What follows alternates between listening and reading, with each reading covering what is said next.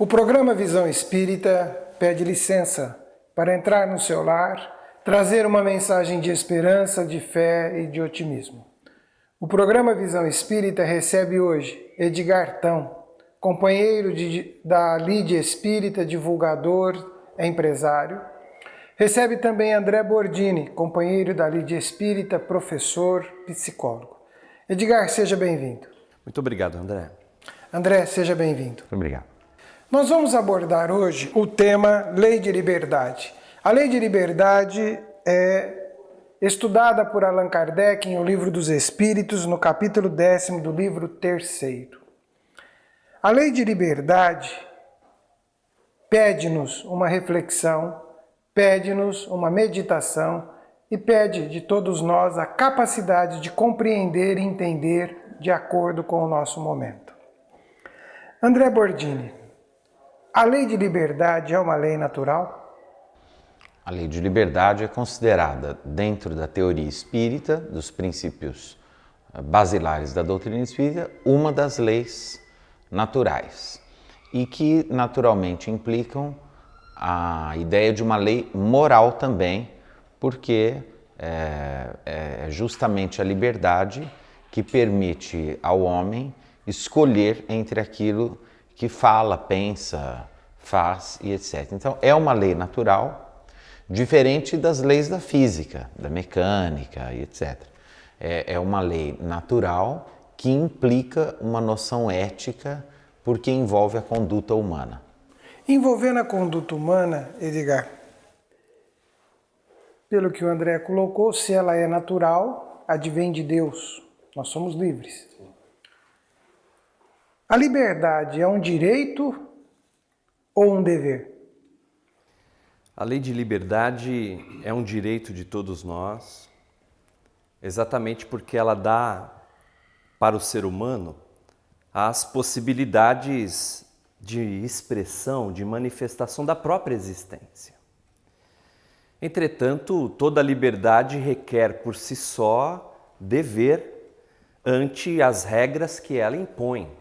Afinal de contas, nós devemos considerar que as escolhas gerarão consequências. E se o homem é livre para escolher, evidentemente, ele deverá ser suficientemente responsável ante as consequências que essas escolhas provocarão. Então, a lei de liberdade envolve, sim, o dever, indiscutivelmente. E nós precisamos deixar isso muito claro para que o homem não pense que ele, sendo livre, ele pode tudo em quaisquer circunstâncias. Ele, evidentemente, acaba sendo limitado pela força do conjunto das coisas. E isso, então, implicará a sua conscientização do dever que essa liberdade acaba lhe impondo. André, é uma questão para que nós possamos refletir sobre ela. A lei de liberdade ela é natural, nos faz livres e nós temos aquela ideia de poder. Então, na verdade é assim, permita-me uma parte, né? Como não? A liberdade, do ponto de vista mais aprofundado filosófico, ela não é nem direito nem dever. A liberdade, ela é da condição humana, que é algo diferente. Né? Se eu perguntar para alguém, respirar é um direito ou um dever? Né? Respiração não é direito e nem dever, é da condição humana. Se você não respirar, você não existe. Né? Então, quando a gente diz que algo é da condição humana, a gente diz que algo é próprio do humano. Né? E a liberdade, ela é própria do humano. E essa compreensão, ela é anterior até à compreensão de uma possível ética. Quando a gente diz uma possível ética, a gente vai dizer assim, tá, a ética é uma área da filosofia que surge lá 2.300 anos, mais ou menos, né, com Aristóteles, etc. Mas antes de existir A própria filosofia ou a sociedade organizada, o homem, enquanto condição, já era livre. Quer dizer, o homem da caverna é um homem livre. Ele decide quando ele vai caçar, o que ele vai caçar, em que caverna ele vai ficar. Né? Então a liberdade, ela não é nem um direito nem um dever, essencialmente. Ela é da condição humana. Aliás, do ponto de vista de uma filosofia espírita ainda mais profunda, mais radical, o que caracteriza a condição do espírito é a presença de liberdade.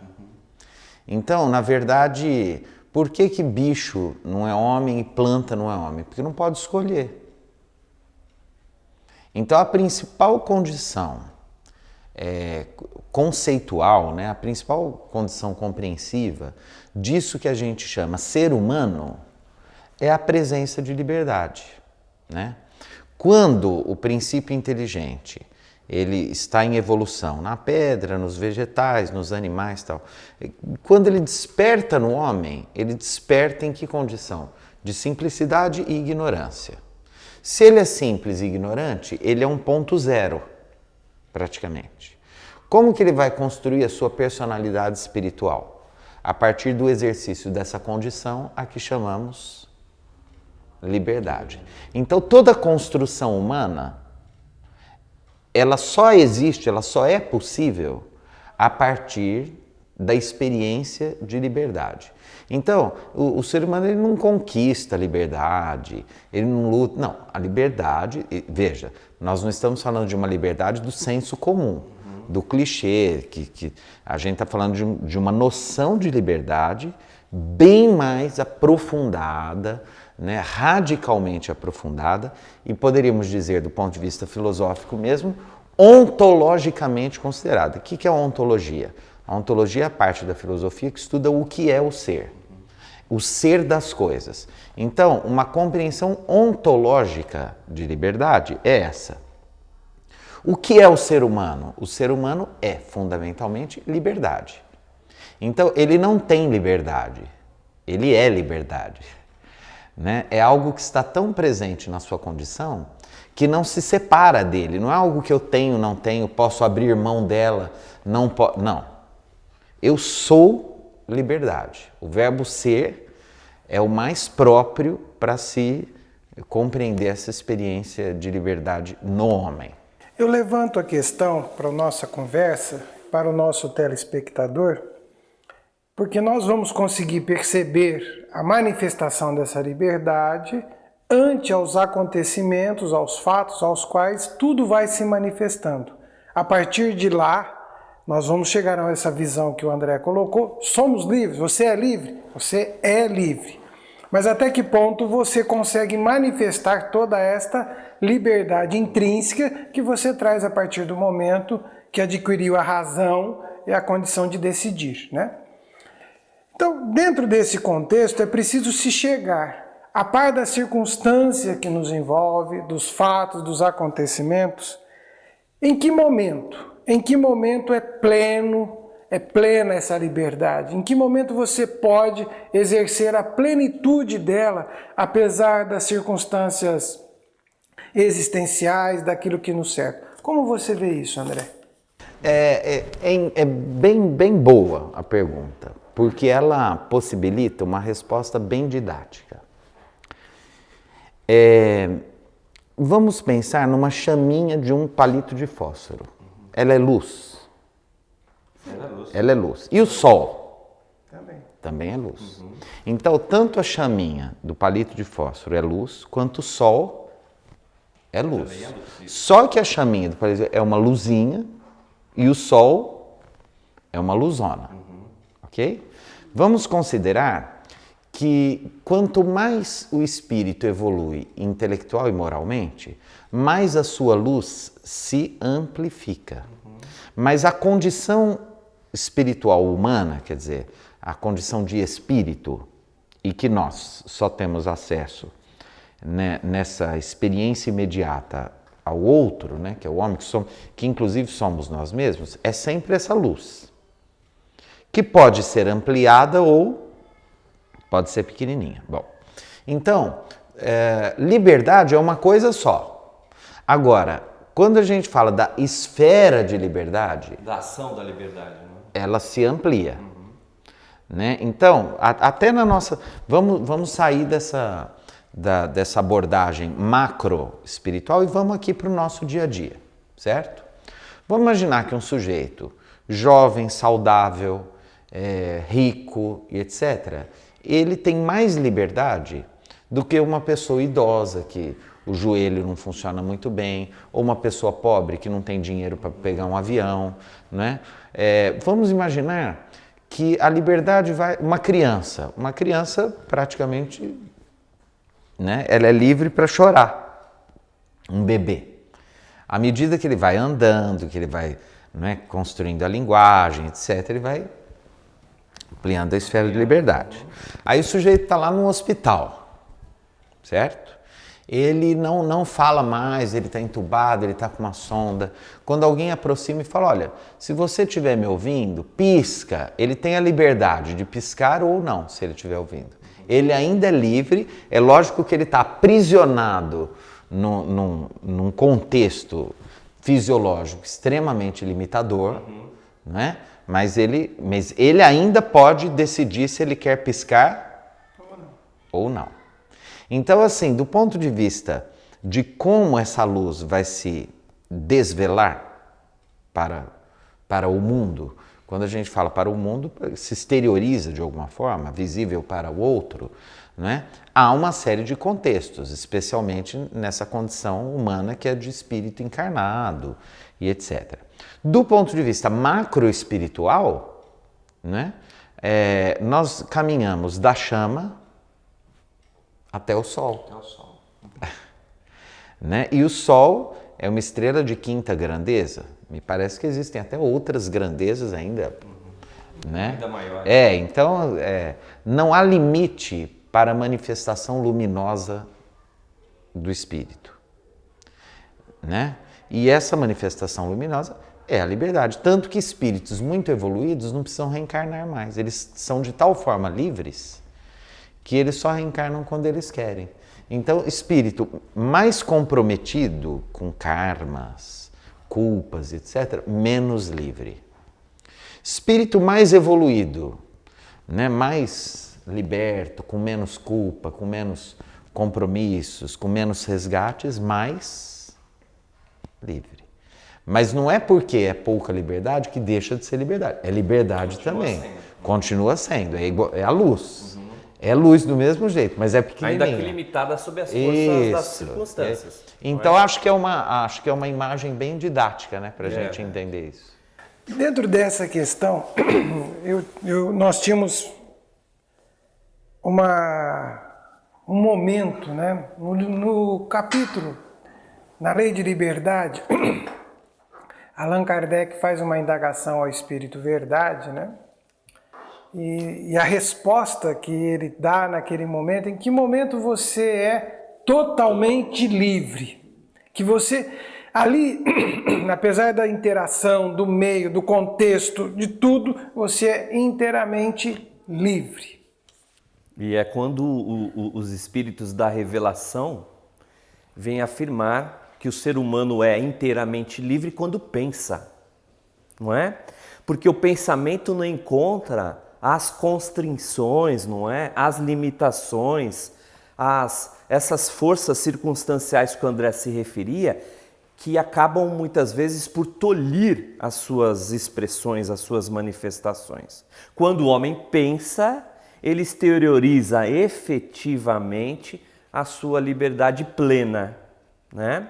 Agora, é interessante que essa questão, André, acaba sugerindo também as limitações que as deficiências mentais, por exemplo, imprimem num corpo com algum tipo de anomalia, não é?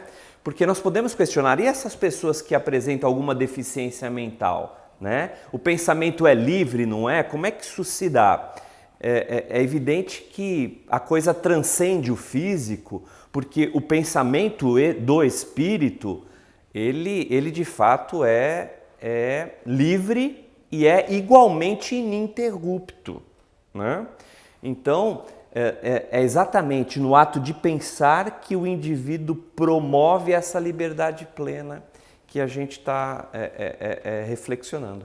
Porque a liberdade, ela se manifesta no seu pensamento, você pode pensar o que você quiser, a hora que você quiser, sim, como você quiser, do jeito que você quiser, e isso não vai te obrigar a interagir com o meio a partir do momento que você está morando num corpo físico. Mas o pensamento, André, ele é uma força criadora. O espírito carrega consigo a sua manifestação, ele se manifesta através do pensamento e pode usar aí o atributo, a condição da vontade. Nesse momento em que você está pensando, que você é totalmente livre para pensar, para criar este pensamento, mas ele não é visto, não é percebido por ninguém? Ou seja, você pode pensar sem consequências? Muito bem. Aí nós temos duas dimensões de compreensão. Uma compreensão científica tradicional, não sei se eu chamaria de materialista, mas acadêmica, né? E uma compreensão a partir da experiência da fé inclusive na revelação, etc. Do ponto de vista científico, né, não há ainda ferramentas possíveis de compreensão científica, laboratorial, de evidência, de como se dá o pensamento, né?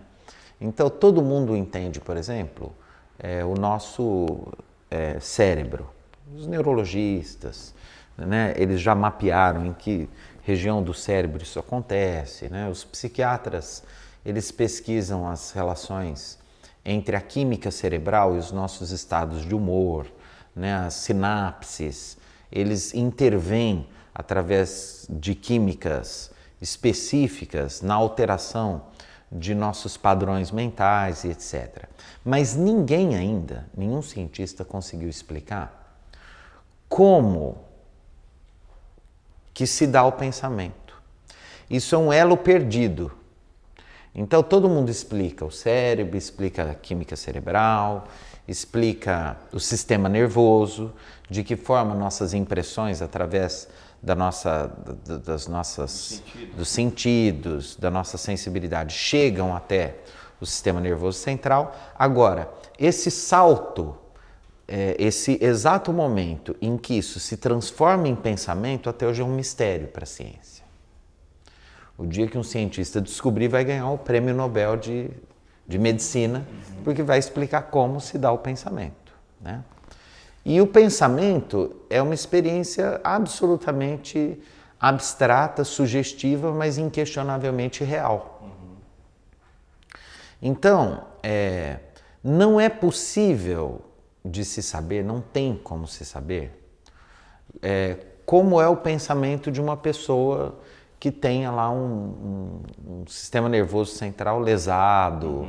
Né? Não há instrumentos capazes de responder isso, né? De que forma essas pessoas pensam, o que pensam, mesmo porque nós que teoricamente temos o cérebro, né, perfeito, etc., também temos o segredo do pensamento. Então, nossos pensamentos são secretos. Isso é bom até do ponto de vista social, porque se víssemos os pensamentos uns dos outros, nós teríamos o caos. O Nelson Rodrigues fala que ainda bem que ninguém lê o pensamento um do outro, senão ninguém nunca mais se cumprimentaria de vergonha, né, dos próprios pensamentos. O pensamento, então, ele é uma dimensão de nós, disso que nós somos, secreta. É nossa caixinha de segredos. Ele é dinâmico, porque é impossível não pensar, né? A partir daí, aí a gente pode ir para uma compreensão espírita, que é o caso aqui, é o nosso objetivo, né? Essa compreensão vai se dar a partir das informações dos espíritos e a partir de determinadas premissas. Então, por exemplo, Emmanuel tem um livro que trata especificamente disso, é um livro clássico, publicado pela FEB, que se chama Pensamento e Vida, né? Que é um livro maravilhoso. É maravilhoso, uma das obras mais bem escritas, né, pelo Emmanuel através do Chico Xavier. Ele parte de que premissa? Ele parte de uma premissa cartesiana. O que é isso? Quando René Descartes estabeleceu os princípios daquilo que nós conhecemos como subjetividade, então, né, o cogito cartesiano, penso, logo existo, quer dizer, eu penso e percebo que penso. E isso me faz consciente de que eu sou um ser que existo no mundo. Mas também cria uma cisão entre o que eu sou e o mundo, né? Como se eu pudesse ser apartado do mundo, ok? Bom, essa cisão é corpo, espírito, pensamento, mundo, né? Eu e o outro, né? Ao mesmo tempo que ela facilita muito, porque torna a compreensão das coisas muito lógica, ela disfarça uma realidade mais complexa e profunda, que é a experiência, que na filosofia é chamada de fenomenológica, de que não há um eu sem mundo. Porque só é possível a existência de um eu num mundo. Sim. Né? E eu só sei que esse mundo existe porque eu sou. Mas eu só sei que eu sou porque o mundo me dá esse retorno para eu perceber que eu sou e sou percebido. Então não há muito essa cisão, mas isso já é um pensamento moderno. Do ponto de vista espiritual, o que o Emmanuel vai nos dizer, inclusive aprofundando a codificação kardeciana? Que o pensamento é o centro de todas as grandes construções da inteligência humana. Então, Emmanuel vai dizer, quando a gente começa a pensar, os espíritos chamam isso de ideoplastia. Nossas pulsões mentais, elas criam no éter formas que, dependendo da evolução dos espíritos que estão no ambiente em que nós estamos inseridos, eles têm acesso também. Né? Eles leem os nossos pensamentos. Não todos. Não todos, mas alguns espíritos, uma vez até, a gente tem algumas dúvidas, né? Fala assim, poxa, eu estou lá tomando banho, eu estou no banheiro, estou lá na privada, será que os espíritos estão ali me espiando, observando tudo que eu faço? Aliás, né? É muito comum se perguntar isso. A gente tem essas fantasias, né? Porque tem uma passagem de Paulo que diz que nós estamos rodeados por nuvens de testemunhas, né? Então, assim, não sei exatamente como isso se dá, mas o que os espíritos nos revelam é que há naturalmente uma proteção, que as coisas não são bem assim, que nós temos, né, pessoas, espíritos que também nos protegem até a nossa privacidade, etc., mas que em sintonia com dadas inteligências desencarnadas, um ou outro tem acesso àquilo que nós pensamos pelas ideoplastias. Né, que se projetam. Quando elas se projetam, o próprio nome diz, projeto. O que é um projeto? Pro é aquilo que está à frente. Por isso que é o protagonista, o professor, né, o proprietário, né, um prefixo quer dizer aquilo que vem à frente. Jeto é de jacto, aquilo que se lança. Então o que é um projeto? É aquilo que se lança à frente. Quando eu penso, quando eu construo uma ideoplastia, isso já é um projeto que não tem volta. Já existe. Já existe. Si mesmo, né? Exatamente. Né? E aí, naturalmente, eu tenho um projeto que pode se construir ou não. Mas tudo a partir... Por exemplo, a gente está aqui num prédio. Esse prédio, antes de ser um prédio, foi um projeto desenhado lá pelo engenheiro, pelo arquiteto, certo? Antes de ser um desenho, ele foi um pensamento. E aí nós podemos chegar às últimas consequências, e aí numa abordagem bonita, inclusive de espiritualidade, e aí nós vamos, por essa sequência de causas e consequências, chegar à ideia de que tudo quanto existe no universo é produto do pensamento de Deus, inclusive nós. Então nós somos projetos divinos que se materializaram no infinito. A lei de liberdade vai nos levando a fazer compreensões e entendimentos sobre nós mesmos a nossa relação com o próximo e a nossa relação com Deus. No entanto, nós vivemos em sociedade, né? Como o André explicou, a visão cartesiana, mas a gente pensa, né? Não adianta, você está pensando. Edgar, existe pensamento coletivo? Ah, certamente, André. Como entender isso? Certamente. Aliás, o Bordini dizia isso agora mesmo, não é? Quando dá leitura por forças inteligentes que se coadunam àquela ideia, não é? O resultado do pensamento é uma ideia, né? E essa ideia naturalmente começa a se materializar por força da ação, né?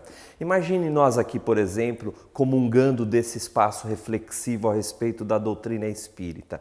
Nós estamos participando de um mesmo núcleo de ideação, de criação mental, de impulso na compreensão que a gente se permite a fazer. Evidentemente, onde há a manifestação coletiva do homem, há a manifestação de pensamentos coletivos que podem ou não se coadunar, que podem ou não ser os mesmos, porque há dentro de coletividades pensamentos que se unem, que são afins, e nessa mesma coletividade outros que não se coadunam, que se desagregam da maioria e assim por diante, não é? Em linhas gerais, nós podemos entender que as pessoas em similitude de pensamentos vão se unir, vão se agregar, formando aí o que poderíamos dizer desses pensamentos coletivos, uma massa de ideia comum, coletiva, com força igualmente proporcional ao somatório desses pensamentos individualizados. Então, há pensamentos que evidentemente são exclusivamente nossos, como essa caixinha de segredo que o André se referiu. Entretanto, uma vez emanado, ele não nos pertence mais. O pensamento impulsionado, projetado, ele, podíamos dizer que toma vida própria, não é? E coletivamente isso se dá da mesma forma. André e Edgar, esse assunto ele vai pedir mais programas. Eu peço que vocês continuem conosco, porque o programa Visão Espírita vai terminando por aqui hoje, esperando ter contribuído para as suas reflexões sobre a sua própria liberdade, sobre a sua liberdade de pensar e o quanto isto é valioso. O programa Visão Espírita agradece ao Edgar e ao André. Nós desejamos a todos uma boa semana e que a paz os abençoe.